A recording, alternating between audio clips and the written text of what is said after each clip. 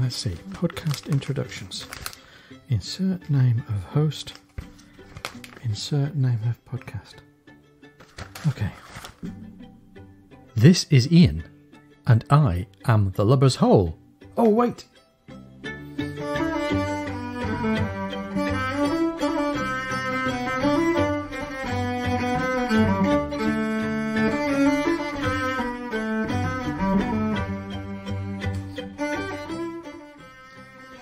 Welcome to the Lubber's Hole. We are crossing the line. This is a special show celebrating us reaching the halfway point in the books and also taking a pause while my particular friend Mike recovers from what you might call a passing indisposition. So this week our special topic is humour. You're with Ian and with the recorded wit and wisdom of Mike as we dig into the topic of humour and pull out O'Brien's best and most conversation-worthy, hopefully most funny moments, or at least the ones that have stood out as we've navigated the canon so far. So we're digging back into the first 10 books to see what they held for us from a comedy point of view, from a humour point of view. We're going to hear again from one or two of our special guests. This week, we're also going to hear from our old friend Eva Sandor and maybe find out one or two new things along the way. Now, writer and novelist Lucy Eyre, writing in the British newspaper The Guardian a few years ago, said that she came to the novels fearing that they'd be the nautical equivalent of The Lord of the Rings. But, she wrote, what really makes O'Brien nothing like Tolkien is the humour. The sailor's indulgence of Stephen's hopelessness with all things naval, Stephen's wry reactions to peculiar sea habits, the droll not quite insubordination of Jack's steward, Jack's mangling of languages, Stephen's persistent bewilderment at naval customs. O'Brien skewers the pompous in their own words. It's Jane Austen at sea. Well, we are right with you, Lucy. We're certainly going to use the show today to get behind some of the sly Jane Austen humour. We're going to get into the banter between the characters, between Stephen and Jack and their female friends. We're going to talk about Jack's Aubreyisms, O'Brien's relish in skewering pomposity, as Lucy said. We're also going to get into some potty humour and possibly the peak of O'Brien's comic writing, animals and their take on humans. So, let's get into it. Let's go right back to Master and Commander. And as we were first reading the books and really starting to explore how this literature hung together, we started already to come upon a couple of key moments of comedy. Now, of course, humour for Patrick O'Brian is a means of expressing character, and the character that comes first to mind, I think, is Jack Aubrey and his Feast of Aubreyisms.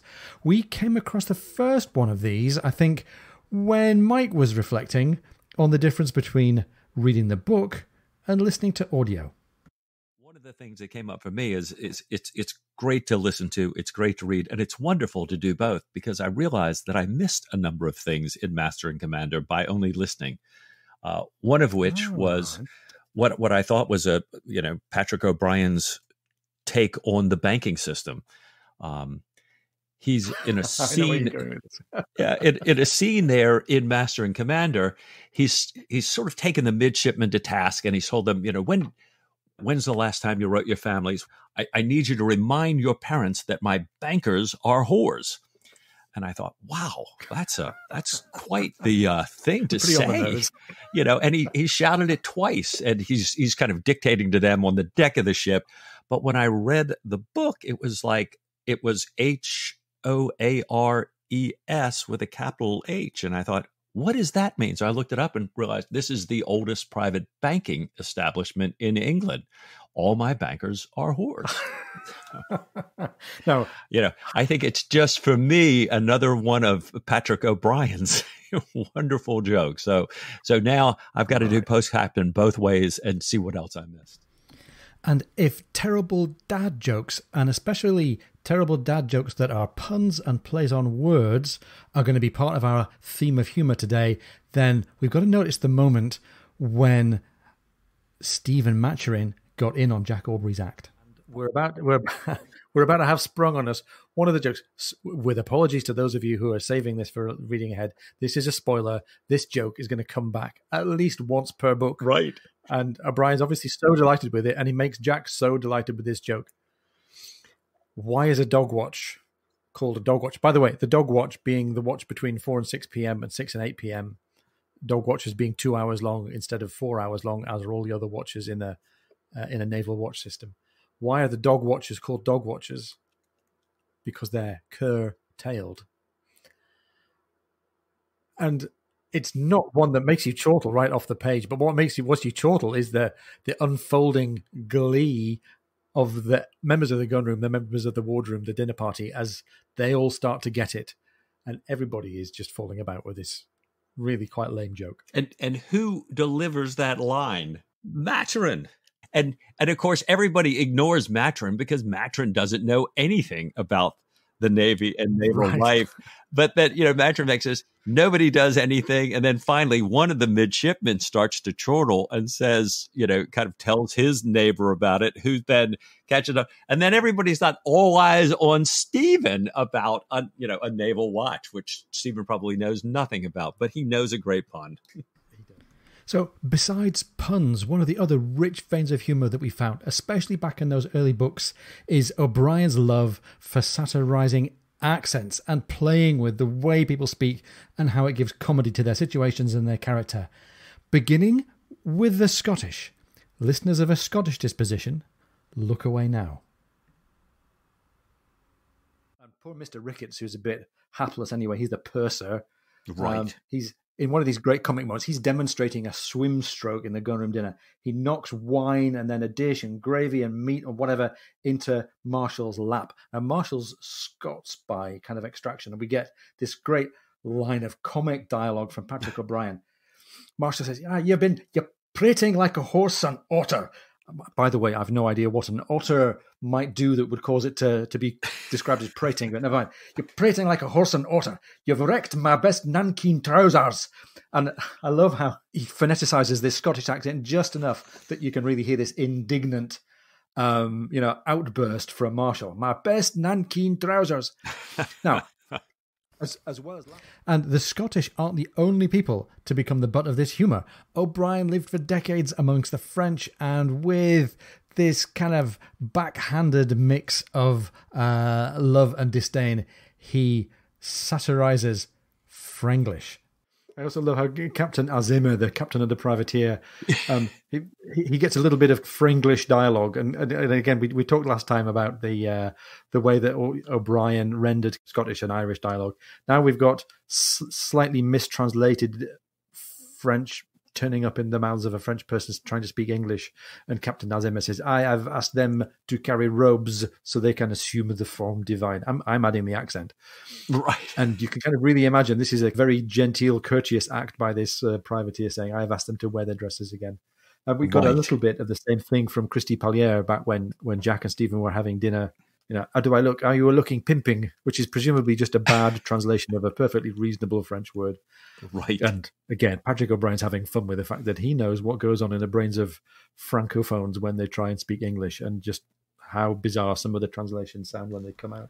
And by the time we got to the end of Master and Commander, Mike and I were also talking to our favourite francophone, our well-read good friend, Jeremy Raymond, and he had some interesting thoughts about character and humour and who gets the best jokes.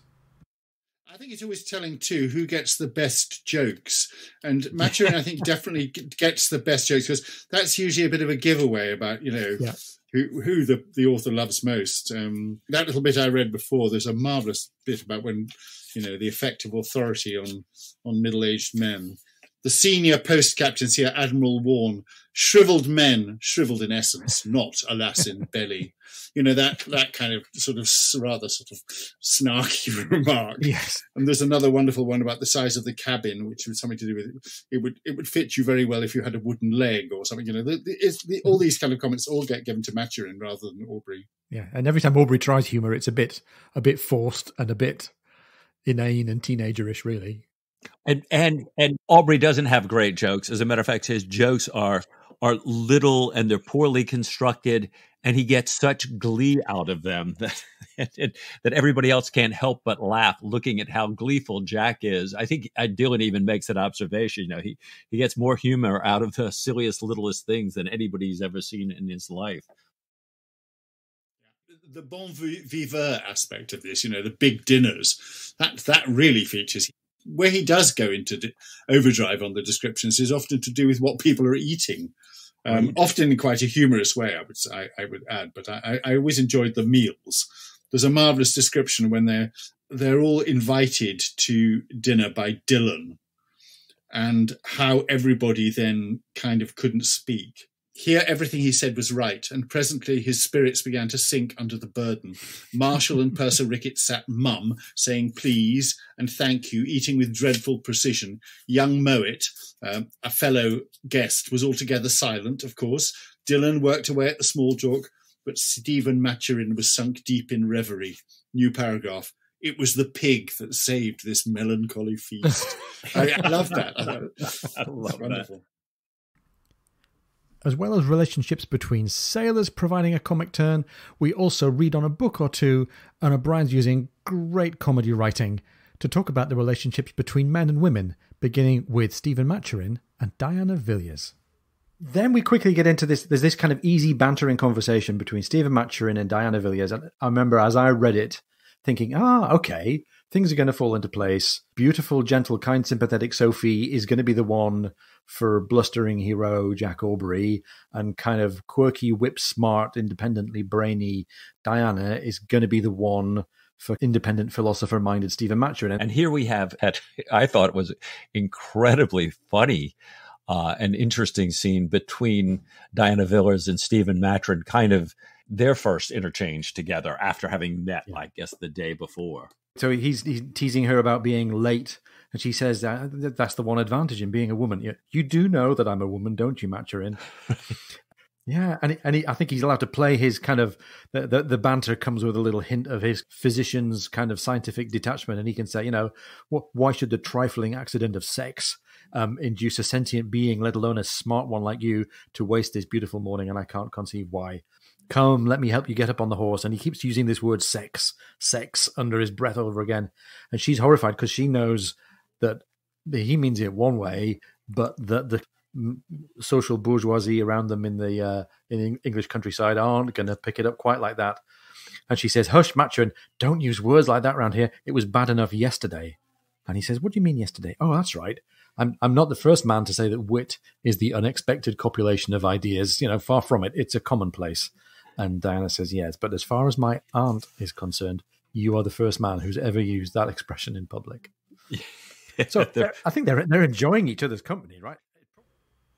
Stephen and Diana are not the only ones whose relationship gives us comedy value. Of course, we've got Jack and Sophie at home together. Yeah, and that domestic comedy kind of gets front and center as we're joining them. I loved how in the very first page, Jack has walked into the house. Sophie looks at him, sees Jack's beaming face, and says she can tell as if it were written on his forehead that he's bought the horse that he coveted. and we move right on from there.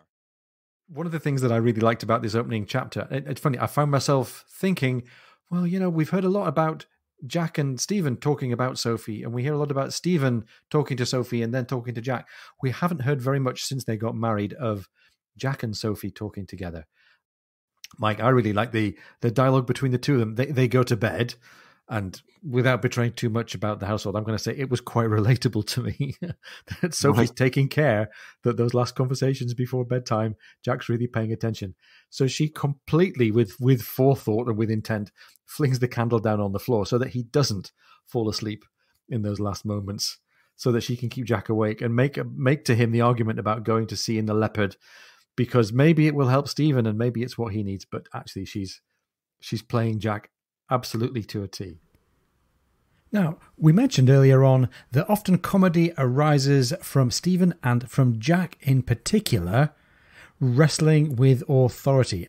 And O'Brien loves the idea of Jack facing off against a pompous authority figure. We got a great example in The Fortune of War as Jack meets the admiral.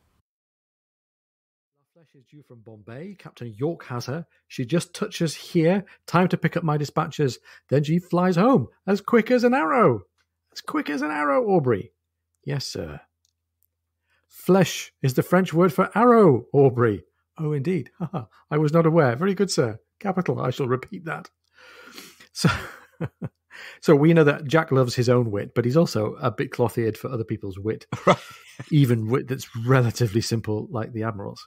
Well, but I love that the Admiral picked right up on it because, as Jack says, I shall repeat that. The Admiral says, I dare say you well, and pass it off as your own, too. So. And then this gentle needling between the Admiral and Aubrey goes on, and the Admiral says, well, of course, I'll have to press all of your men and assign them to crews here because we're terribly short-staffed. Maybe you can have the doctor and maybe a servant. And Jack really goes off on one with the Admiral about the immemorial custom of the service, and they have this big stand-up row, which is always, I think, hinted that it's actually quite a friendly row because they know each other. Right. The Admiral makes a joke about the Bible. I think Jack earlier on had passed off one of his slightly misjudged remarks of being a mention of the Bible, and the Admiral says, "Oh, you remind me of that other sodomite." Sodomite, sir. Oh yes, Abraham. That's right, the one who was the one who wrangled over Sodom and Gomorrah. Right. So in the end, then the Admiral caves in, and Jack's able to keep hold of not only Stephen but Babington and his other midshipmen and bond on these. Now, conversational jousting with the British Admiral on home turf, risky enough, you would have thought, for Jack Aubrey, but we really loved what happened when Jack went in with both feet first in an encounter with an American official. Jack's ashore, he's in Boston, he's convalescing, he's in a madhouse. What could possibly go wrong?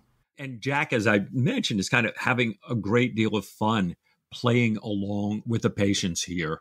He writes to Sophie, he says, we humor one another, each playing at being madder than the next. And there are these certain unspoken rules.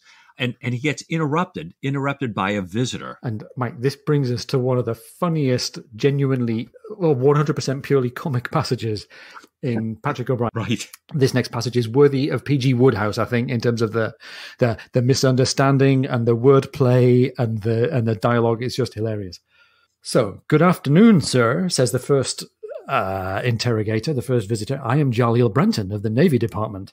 Now, the snag here is that Jack knew of a Jaleel Brenton who was a post-captain in the Royal Navy and had been made famous in England by being made a baronet and hence had this curious name. So Jack goes right into believing that Jaleel Brenton is perhaps not this person's real name. Good afternoon to you, gentlemen. I am John Aubrey, grandson to the Pope of Rome. After a slight pause, Mr. Brenton said, I was not aware that Romanists are allowed in your service, sir. Never you believe it, sir. Why, half the Border Admiralty is made up of Jesuits, even though it don't do to let it be generally known. Pray take a seat. How's your brother Ned? Uh-oh. I have no brother Ned, sir, said Mr. Brenton crossly. We are come here to ask you questions about the leopard. Ask on, old boy, said Jack. All I know is she can't change her spots. Ha ha ha. 'Tis in the Bible, and you can't say fairer than that. This is, Jack thinking that he's got another lunatic across the desk from him, or a couple of them here. He goes on. Mr. Brenton questions him about firing on an American brig, the Alice B. Sawyer, while he was captain of the Leopard. Jack says, I confess all. I shifted backstays. I slept out of my ship. I kept false musters. I failed to submit my quarterly returns. I allowed stove cast to be thrown overboard, and I blasted Alice B. Sawyer from the water with both my broadsides treble-shotted. I throw myself upon the mercy of this honorable court. Excellent stuff.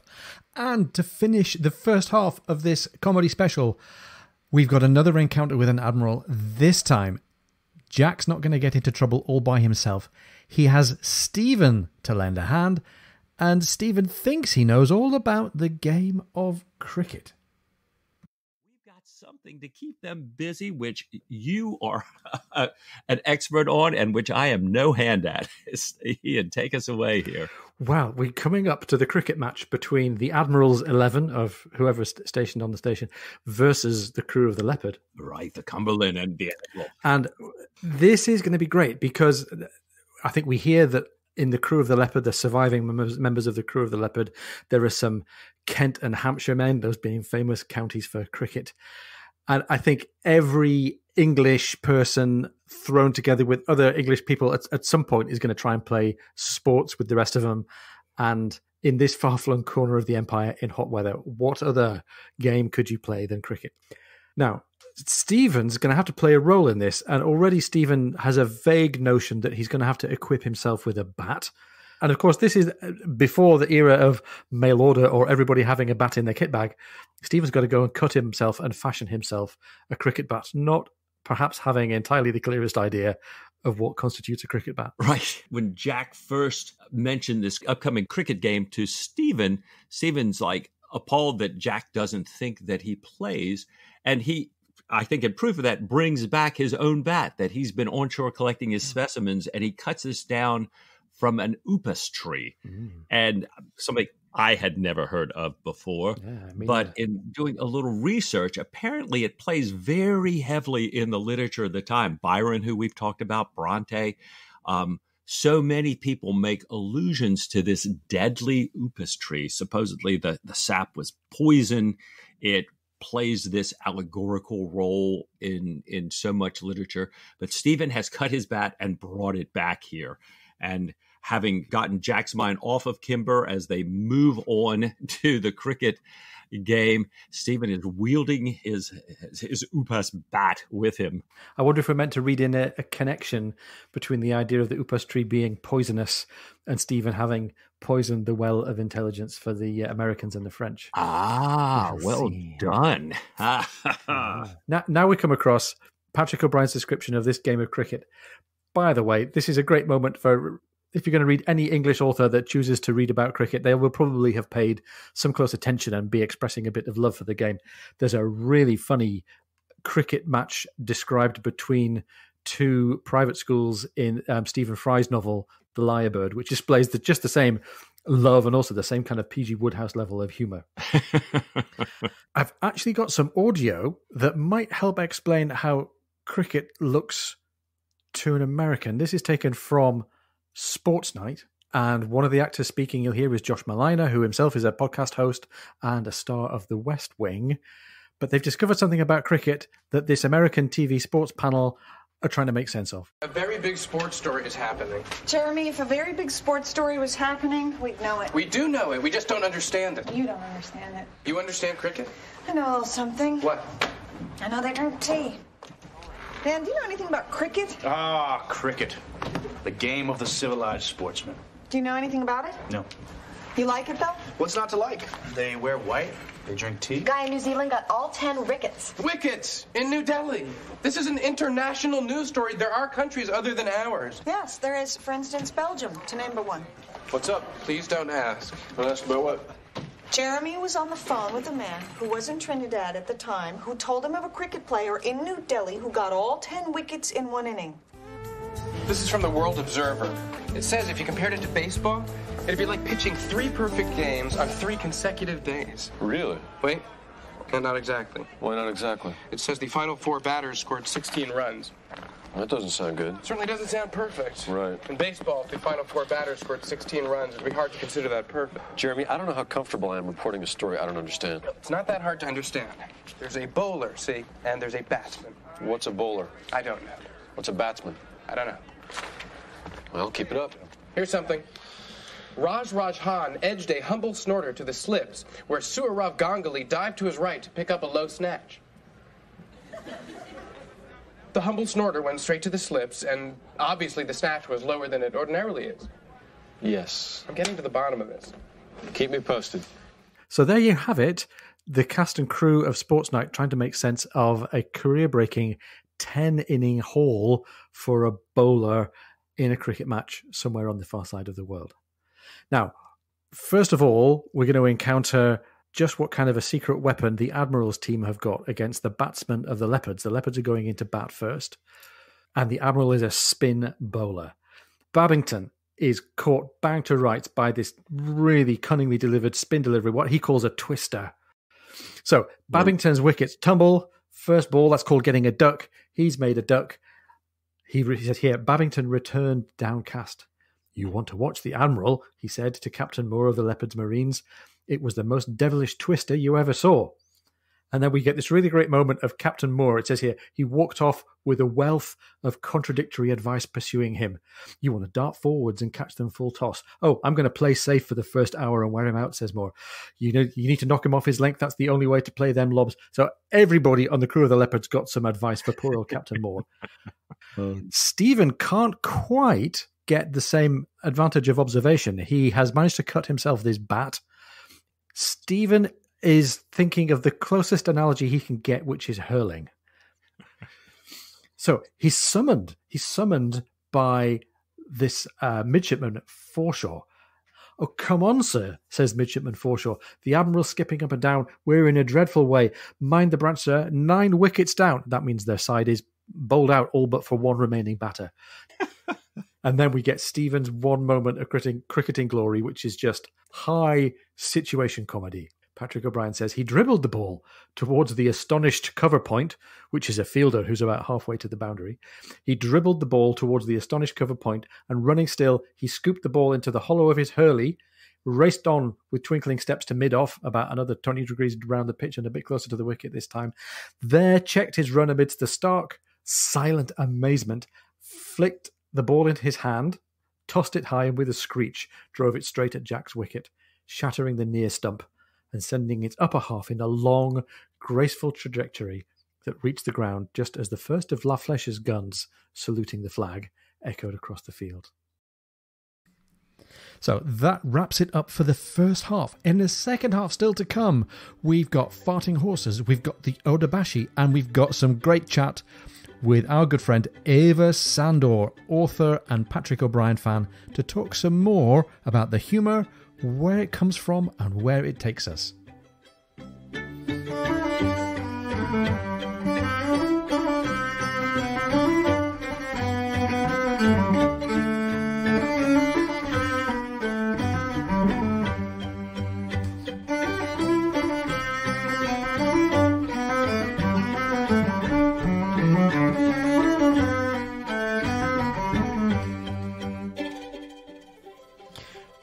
Welcome back. You're with The Lubber's Hole. We're talking about comedy. Please let us know how you're enjoying this temporary foray into the archives of The Lubber's Hole. Please join us on Facebook, facebook.com/Lubber's Hole.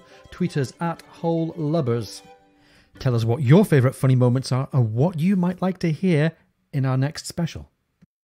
You know, there are some pieces of the canon that you can see coming a long way off when you're rereading and you're looking forward to them and you're thinking, I can't wait for this moment. For me and Mike, one such moment was right in the middle of Treason's Harbour. Jack and the crew are travelling across the Arabian desert and they meet a strange character, a Turkish janissary, the Odabashi. Everybody's getting ready to depart. Murad Bey orders the Odabashi, the corporal, to pick 5 men to escort Captain Aubrey and his men on their journey to Suez. He tells him to go with the dragoman with Harabedian to meet the English officer of the same rank. And Mike, this is one of my favourite passages in the canon. This is just great. Right. Harabedian introduces the Odabashi to Mr. Holler the bosun, to Mr. Borrell the gunner, and Mr. Lamb the carpenter, who are drinking tea in the warrant officer's tent. Harabedian leaves him to mess with them, and as usual, like any British person speaking to foreigners, the bosun invites him in a loud voice to have a cup of tea. Tea! Cha! And we get no response from the Odabashi. The bosun comments that he looks more like an ape than a human, and then suddenly we get the Odabashi springs to life. Ape! Cried the Odabashi, stung out of his shyness. You can put that where the monkey put the nuts. You ain't no oil painting yourself neither. Stunned silence. The bosun asks if the Odabashi speaks English. Not a f***ing word, says the Odabashi. No offence intended, mate, says the bosun. And they shake hands. Yeah, I love that. I love how O'Brien does that. I agree with that, and I can't help but thinking how much more fun Game of Thrones would have been if one of Grey Worm's Unsullied had spoken Cockney off duty. Good call. That's going to be worth somebody making a quick internet overdub. To help us dig even more deeply into the treasure trove of Patrick O'Brien humour, we spent some time chatting to our old friend author and O'Brien fan, Eva Sandor. I'm really happy to have Eva along for the show today. Eva, remind the guests who you are and tell us how you're interested in the O'Brien books. Yes. I am a huge fan of Patrick O'Brien, as I'm sure we are all. But I think I kind of got a little bit notorious because in the Facebook group, the Aubrey Maturin Appreciation Society, I would sometimes write my own humorous essays where I'd kind of do takeoffs on O'Brien, and people really enjoyed the tone of voice. They found it to be very much like the original. So that's kind of got me my little bit of notoriety there. And I also wrote a novel where I actually decided I was going to go ahead and just write an entire book where I could play with language in the same way. Fantastic. That was fool's proof, right? How's that been? Yes, it's been really good. As a matter of fact, there is a sequel coming in October as well. Yeah, it's awesome. Coming. And it's been doing pretty well. This is my first novel, so it turns out marketing a novel is exactly as much work and more as writing it. So I'm learning as I go, but it's slowly and steadily getting more reviews and getting more attention. It's been very positive all the way through. So I really enjoyed it. Great. Yeah. Fantastic. So we're talking today about humor, and we're kind of looking back over the first 10 books and thinking about which parts do we really like and what can we see about the way O'Brien makes us all laugh. So one of the features of Patrick O'Brien's humor that we all really enjoy is his wonderful choice and flow of words. Like, for instance, when he describes Mrs. Williams, when he describes her as a deeply stupid, griping, illiberal, avid, tenacious, pinch-fist lickpenny, a sordid lickpenny, and a shrew. But there are so many places in the canon where he does that trick of language, especially when Stephen's talking, right? And he layers on these words. And often the sailors talk to each other in this way where they call each other things like wall-eyed, slab-sided, Dutch-built buggers, or a fly-by-night piss-in-the-corner privateersman, things like that. That is one of his styles of humor. And, of course, he does have the style of humor, which is just that good old, earthy, plain old jokes. Like, for instance, when we first meet Babington and his one of his mates in the midshipman's berth, says, "Please excuse the smell." And, of course, when Babington and Diana are in the carriage, that wonderful moment with the horse, the bee. I want to just talk about how Diana seems equipped to put men down as well. She's got this great skill, sometimes in a positive and funny way, but also sometimes in quite a damaging way, to take command of a situation. And by the way, this gives me the chance to mention what is, I think, a world-class fart joke. Congratulations to Patrick O'Brien. Yeah, Diana's being taken back from her cousin's house to go to the ball at Melbury Lodge, and the midshipman Babington is a bit anxious and his driving's a bit wild, so she calms him down, and to kind of put him in his place, she takes advantage of the moment when this bean-fed horse emits a thunderous long fart, and Babington says, "I beg your pardon," into the silence, and she says, "Oh, that's all right. I thought it was the horse," which is like, that's like that's a Christmas dad joke, right? But it's kind of played by Patrick O'Brien into the mouth of Diana, and she's using it absolutely as a put down to say, "Don't worry, young man, I've got this. You sit down over there and worry about the fart." Yes, of course we got a fart joke, right? But I did also notice that there is a much more intellectual form of humor in O'Brien, and there's a very famous quote about humor and about the analysis of humor, which I think many of us have heard. It's been attributed to a lot of people, including Mark Twain, but they think, from what I've read, that the original quote comes from E.B. White, and it is that humor can be dissected as a frog can, but the thing tends to die in the process, and the innards are dispiriting to any but a purely scientific mind. So that's the whole thing, and it's true. However, I think it is a great line, and it's worth the dissecting. I think in this case, we've just got to dissect some of this humor, because the kind of humor that I've gathered here for our chat is ones where it's intellectual humor, it's scholarship humor, in that the deeper you look, the more layers of humor you find. And you often find that, O'Brien is telling us something which isn't humor at all, but actually is true. So I found a bunch of them. Do you mind if I just kind of run them down and you can edit these together as you wish? Yeah, let's try to make the most of our time. One of them, the one that I think a lot of people know and love is, for instance, the Fuggers. The Fuggers, the famous German banking family, which absolutely is true. There really was a banking family named Fugger, and they put together the Fuggerei, which is in Augsburg, and it's one of the world's first social housing projects. The Fuggers made it so that you could live there for a rent of 1 shilling per year, as long as you said 3 prayers per day, right? But other jokes of this kind that, for instance, we might think that the name Cacafuego, which, shitfire, that might seem to be a joke. But according to Wikipedia, and I'm sure it's never wrong, right? They say that there really were plenty of little Spanish ships, smaller ships named Cacafuego. It seemed to be a kind of a popular name. So that's probably true too, yes. And we have moments when things like Jack makes a mistake, when he says putain instead of patois. But some of the more intellectual jokes that I've found are, for instance, in Master and Commander, Patrick O'Brien leads right off with a really good one when Stephen is discussing his position as a naval surgeon at a party with a lady who perhaps, is not impressed by a naval surgeon. And he says, well, what made you decide to become a naval surgeon? And he's saying, well, all that clisters or clysters, I think it's pronounced clisters, is not gold. Yes. And a fervent desire to bleed for my country, right? And now I know you're laughing for a reason, because if you look this up, clisters, we would say all that glitters is not gold, but we often also hear it written in the older terminology, all that glisters is not gold. Well, all that clisters is not gold. A clister is an enema. Yes, indeed. So there that is.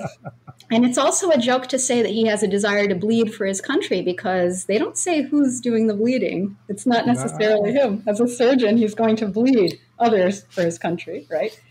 So with the enema, that's a good combination of the intellectual humor thread and the potty humor thread. Exactly, right? Exactly. The rear passage, as it were. Yes.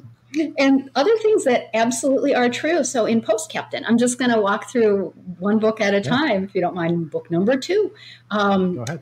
Talking about poetry, one of the characters who's, I think, Mr. Lowndes is the pronunciation, the teapot, Diana's mad guy. Yeah. In Dover. Yeah. Yes, Diana's cousin who wears the tea cozy on his head there. He starts kind of to say a few things that sound smutty or dirty, and we start to think that maybe he's not just an innocent lunatic. He might have a little bit of a naughty side to him. And he asks, yes, he does. He asks Stephen whether he wants to listen to some of his poetry, including his Priapian odes. And for those of us who know about Priapus, the Greek mythological character with the large the little blue pill thing going on, right? We start thinking that's pretty funny, a Priapian ode, and he's making a dirty joke, but there really were Priapian odes. It was a meter of poetry, so he might be trying to make a dirty joke, but it's true, there is such poetry. When he's describing why he behaves different than Stephen, he says, autre pays, autre mers. And that's what it should be, saying that other places, other mores, right? Yeah. But instead he says, autre pays, autre merde. Yeah. And that's just something altogether different. Altogether different. But when you think about it, that's actually a really appropriate way to say that they get into all kinds of trouble. It's other places and just other-ish they get into. I'm going to skip ahead to what I think is the most amazing example, yes, because I found one that had so many layers, it just really surprised me a lot. And it was that Jack makes a wisecrack in The Far Side of the World to Stephen. And he makes a wisecrack, and Stephen says, well, you're not unlike Shakespeare, are you? And Jack says, that's already a kind of funny, but Jack says, well, people often say so when they read my letters and dispatches. And we can't tell if he's trying to play along with Stephen or if he really thinks that. Stephen makes a reply to him. Stephen says, well, all you have to do is add a few Shakespearean touches to whatever it is you say. Things like marry or come up or put a pox on it. And then it would be, and Stephen finishes, pure gammon or bacon or what you will. And that's 3 densely layered jokes right there. Yeah. So, for instance, gammon is unsmoked bacon. Right? It's a special kind of pork, which we don't really eat here in the U.S. as gammon. We would just know it as, uncured bacon. But that's one. And then Bacon, who he is, of course, referring to Bacon, who is sometimes thought to have written Shakespeare's works, right? Yeah, or What You Will. Yes. And then he throws in What You Will, which is the alternative title of Twelfth Night. So Patrick O'Brian fires off a huge flurry of these intellectual jokes just in that tight little exchange, just that little back and forth with Stephen and Jack. So it's pretty amazing. Yeah. It is amazing. And he must have had a lot of fun layering the jokes and putting them together. It's a little combination of the author showing off and the author knowing that he's going to make more of his readers smile the more they stop and think about it. Exactly. I think that we can think of these as intellectual Easter eggs. These are a reward, right, for someone who wants to bother looking it up. And I think I've heard it said that it was the comedian Norm Macdonald, if I am correct, who said that he likes to throw in a joke that there's only going to be 1 or 2 people in the audience who get, because that's going to make them feel really, really proud of themselves that they understood it. And I think Patrick O'Brian absolutely is doing that. I tried to throw in a few of those myself, but I don't think I ever succeeded as well as he did. He's got such amazing, amazing ones. So I wanted to talk about some of the jokes that involve horses. And for me, one of the first and best was right back in PostCaptain, Jack's protesting horse.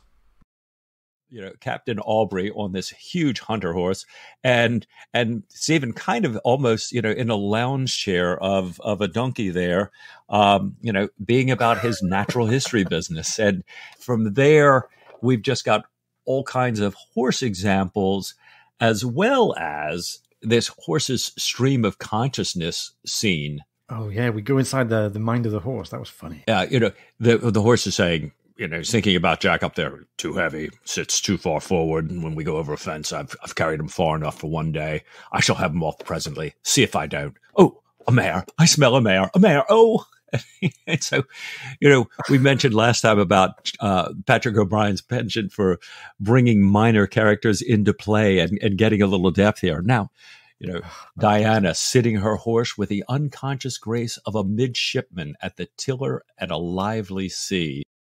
I love how Patrick O'Brian was able to put us into the mind of an animal without really making it too jarring. Sometimes people find that when you do head hopping, as they call it in writing, when you enter too many characters' minds, it confuses the reader. But it never does with Patrick O'Brian. And even especially when he goes so far as to hop us into the head of an animal, it still has much the same mood as the rest of his writing, and it's not disturbing at all. It's just great. It expands our understanding of this world, even beyond the humans. Yeah, it does. And I like how the animals always begin by expressing an animal's interest or desire. Like, I'm uncomfortable, I want to find a mate, I want food. They've always got that coming first. And then they're looking at the humans through that lens. So they're not having to be, therapists or psychoanalysts. They start out wanting food and shelter and sex. Mm-hmm. They're just animals, and even if they're just lazy, like, I love how he explains them in human terms. Like when the parrot and the cat are on board, there's the ship's cat sitting with his arms akimbo. I love the use of the word arms. And then the parrot that's so drunk that it's lying on deck and it utters a weak yo ho ho. Then the cat is its particular friend. Yes. It's so perfect. The cat's particular friend, a drunken parrot. I had to include, in my own book, I included a parrot that was so drunk it fell off a yard arm, just as a little Easter egg for the O'Brian fans. Fantastic. Because, yeah. There's one animal that we absolutely can't go much further without mentioning, and that's got to be the sloth. Or is it the sloth? Jack keeps a little bit suspicious that Stephen just wants to get ashore. He doesn't want to get entangled up. They've actually drifted now well towards Brazil, and they're going to dock at Rio anyway. That's under their orders. But Stephen shows a number of the patients to Jack and the effects of the scurvy, Jack becomes quite convinced, and so convinced that he even returns and tells Killick he's going to skip the next meal after everything he's seen, and that they're going to stop, which now sets up another opportunity for Stephen to go ashore for some more animals. But Jack makes him swear, to give his oath that he will not bring back any vampires. And God bless him, Stephen's good for his word. Not a vampire was there to be found. Right. And from a distance, Jack sees Stephen coming back in a boat with some great hairy thing wrapped around Stephen, and thinks, what the heck kind of a vampire is this? And Jack is so mad watching him, he thinks it's some loathsome great vampire, the most poisonous kind, no doubt. And then he thinks, surely Stephen is going to, he's given a sacred oath that, he comes up to the side, he'll be all upset, but he's not. He's just as happy as he can be. And Jack confronts him, and to which Stephen educates Jack a little bit to say, Jack, this is not a vampire. This is a sloth. And, he's just a wonderful one. Yeah. When Jack tells him, affectionate, discriminating sloth, you can imagine. Yeah, I love that. Affectionate and discriminating. It's just beautiful. And apparently he's affectionate and discriminating, loving the world for everybody except for Jack, which is quite the moment there.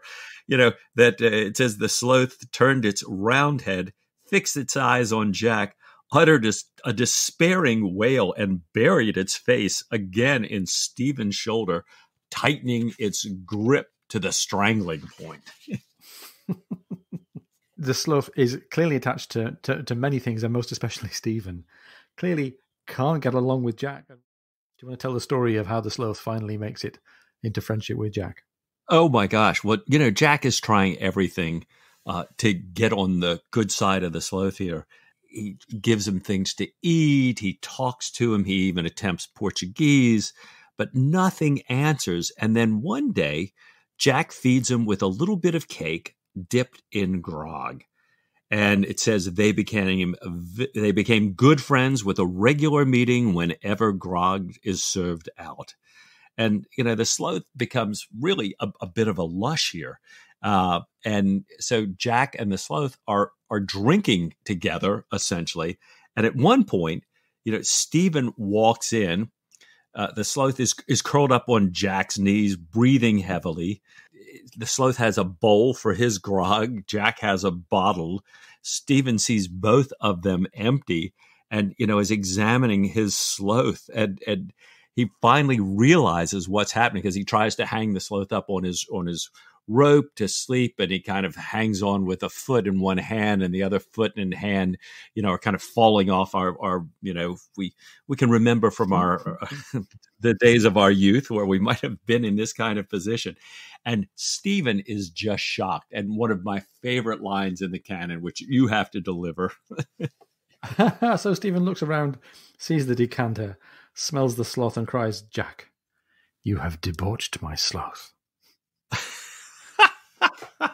I just love this line. It's perfect. We've got tons of other animals. We have, in fact, another cat that is the bosun's cat in Far Side of the World. It's a little bit of wordplay, right? When they ask Stephen, what should they name this cat? And Stephen says, well, the only possible name for a bosun's cat is Scourge.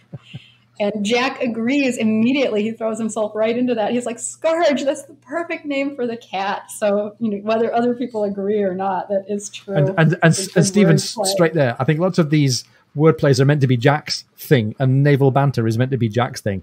But actually, Stephen can get on the inside of the naval banter really quickly as well. And he's right there with the wordplays when he thinks he can sneak one in. Yeah. He does do that. And he does make a couple of his own jokes just a little bit. Like every now and then he is able to do it. Like he makes some jokes to Mr. Graham finally, right? So Mr. Graham may be the only person who is less nautical than Stephen is, and yet he's able to kind of get his own jokes in. like when he tells Mr. Graham that they trice puddings athwart the starboard gumbrels when sailing by and large, although that does come back to bite him a little bit later on because Mr. Graham remembers exactly that he said that, and he brings it out at dinner. It bites Stephen in the backside, really, because he actually upsets Graham by kind of overplaying his hand a little bit. Yeah. That's right. And then people know that he did that, which seems so unlike him. He doesn't want to be known as someone that pulled a joke on another character. Oh, and yet he does say things like when they have the poetry contest and they're talking about collectors of books. And Graham says, I'm told that a certain collector paid £500 for the first part of Lord Byron's Childe Harold. And then Stephen says, oh, I wonder how much the whole adult Harold would have fetched. And Graham doesn't get it. Graham says, no, child means, a nobleman's son. He's just the whoosh, the joke goes right over his head. And we laugh because we all know somebody who has a complete sense of humor failure, and like all of the banter goes back. Yeah. Oh. Exactly. I've got one that doesn't really fall into either one of these categories, but it's just Patrick O'Brian. I think he couldn't resist this. In the Ionian Mission, there's a scene where a little baby George has to use the restroom, right? And one of the sailors holds him out over the side of the ship so that he can, use it as a head. He's just a little kid. He can hold him out at arm's length, and then he calls for a handful of tow to no doubt wipe the child, right? But then the very, very next paragraph, immediately after this exchange, Patrick O'Brian starts it with, on the poop itself. He means the poop deck. Yeah. But I just don't think he could resist doing that. It was just so ridiculous. So that was for us, the readers. Yeah, and he's hoping that we spot it, but, Yes, we did, indeed. Oh, gosh. So just going back to the idea of humour that's got layers of truth and scholarship behind it, we also had a great time talking about the time in the Ionian Mission when Jack came toe-to-toe with Babington on the subject of lesbians. Jack sees that the Dryad appears to have now women on board her decks. What's going on there, Mike? Yeah, it's so wild. He's looking over and he can't believe it. He's actually like craning to see it. There are more women than men on the decks. And so he sends a signal out. And this is who in command? Oh, this is Babington. We know Babington's reputation. And this is exactly, although infinitely more, what Stephen was worried about, that he'd get distracted by women. And Jack is beside himself. So he wants to send Rowan off with the prize. But first he wants to make sure that the transports are waiting for him so he can let the admiral know. But as Babington comes on board, he checks to make sure the transports are okay. And then he sends Rowan off with the prize to report to the commander-in-chief. And he says, you need not mention the fact that you saw one of the squadron crammed with women from head to stern. You need not report this open and, may I say, shameless violation of the Articles of War. For that disagreeable task falls to your superiors. Nor need you make any observations about floating brothels or the relaxation of discipline in the warmer eastern waters, for these observations will naturally occur to the commander-in-chief without your help. Now, pray go aboard our prize and proceed to Malta without the loss of a minute. Not all of us can spare the time to dally with the sex. Boy. That's a brilliant, that's a 10 out of 10 paragraph from Jack Aubrey. Oh my gosh. Jack notices that Babington is trying to protest, and he cuts right in. He says, you will not deny that they are women, surely. I can tell the difference between Adam and Eve as quick as the next man, even if you cannot, just as I can tell the difference between an active, zealous officer and a lubber that lies in port, indulging his whims. It is of no use trying to impose on me. And Babington interrupts, no, sir, but these are all respectable women. Then why, says Jack, why are they leering over the side like that, making gestures? It is only their way, sir. They are all lesbians. And Jack cuts in. No doubt they are all parsons' daughters, your cousins in the third degree, like that wench in Ceylon. And lesbians, interrupts Babington, lesbians always join their hands like that to show respect. You are become an authority on the motions of Greek women, it appears. Oh, sir, cried Babington, his voice growing shriller still. I know you do not like women aboard. I believe I have had occasion to mention it to you some 50 or 60 times in the last 10 years. But if you will allow me to explain, says Babington. So they get into the cabin, and I love this. Babington says that he is blameless in thought, word and deed, and then corrects himself, says, well, perhaps not in thought. And he says, and that's about as honest as you can be here. And then Babington concludes saying, and here I am, sir, quite happy to be publicly reproached, abused, and amazingly vilified, so long as I am conscious of having done my duty. And Jack's a bit stunned. Well, damn, William, I am sorry. I'm very sorry indeed. I am. But injustice is a rule of the service, as you know very well. And since you have to have a good deal of undeserved abuse, you might just as well have it from your friends. And that is, I think, another excellent example of writing something that is absolutely true. Of course, Babington wants to say he had nothing to do with these women because they're all lesbians, and everyone's like, yeah, right. But he really means it. They really were from the island of Lesbos. He picked them up when they were guests at a wedding, and he really means it literally. So I think that's yet another piece of good Patrick O'Brian telling us the truth type of humor. Yeah, it's very, very clever. So many of his other things, his quotes and his allusions and his bits of naval history all have some scholarship and some research behind them. And it turns out that his jokes do too. Yes, and so that gives it double goodness. And it's kind of like when you watch a movie like Spinal Tap, for instance, or when you listen to parody music like Weird Al, for instance, if they weren't good musicians, it wouldn't be so funny if it weren't beautifully done. And it's the same with this. If it weren't true, it wouldn't be so funny. It would be somewhat funny, but then he'd be having a joke on us, really, where with this, he's having a joke with us. He's sharing the humor of reality with us, and that's even more sweet. Eva, thank you very much for joining us on the show today. It's been a big pleasure to have you. Thank you so much. Okay. All the best with the new book launch as well. So the current book is Fool's Proof, and tell us again the name of the new book when it comes out. Powers Play. Powers Play. Okay, well, yes. Best of luck. Best of luck with both of those. You. Thanks once again to Eva Sandor for joining us. It was great to have her perspectives as we had fun with all of the humour of the Patrick O'Brian canon, at least the first half of it. We have been crossing the line. We're halfway through the canon. We have one or two more of these specials to go. So like I said before, get on the Facebook and on the Twitter if you've got anything that you'd like to hear. And we hope, like us, you're looking forward to us getting both of us back behind the microphone and getting on with the reverse of the medal. As for a bit more Patrick O'Brian, I should like that of all things.